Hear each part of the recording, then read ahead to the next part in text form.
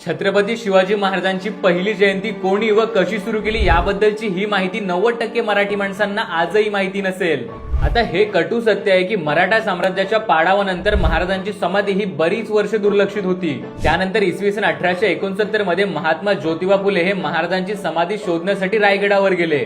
झाडाझुडपात दुर्लक्षित असलेली महाराजांची समाधी त्यांनी शोधली, ती स्वच्छ केली, त्यावर फुले वाहिली आणि ही समाधी त्यांनी जगासमोर आणली। आणि त्याच्याच पुढच्या वर्षी म्हणजे 1870 मध्ये महात्मा फुलेंनी पहिल्यांदा पुण्यामध्ये शिवजयंती साजरी केली।